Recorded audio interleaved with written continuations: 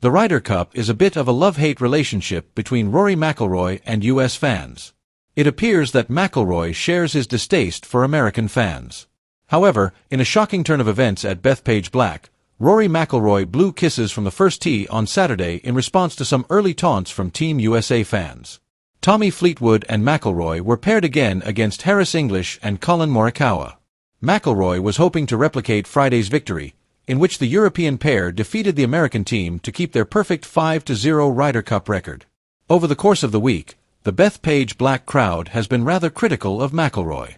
Before he could even swing at the beginning of Friday's foursomes, he was subjected to a stern three-word chorus.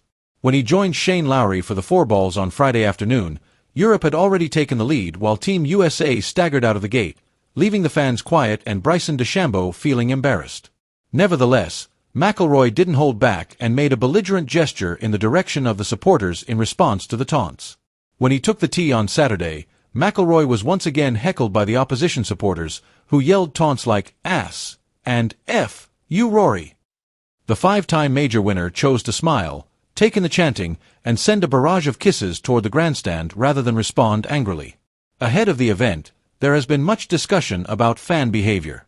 U.S. competitor Justin Thomas made it clear to New York fans where the line is drawn when it comes to jeering players.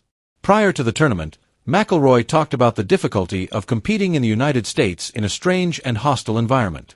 "I think everyone has to find their own balance of what works for them or what, we're playing in an environment that we are not really used to or we don't get to play in very often," McIlroy told the media.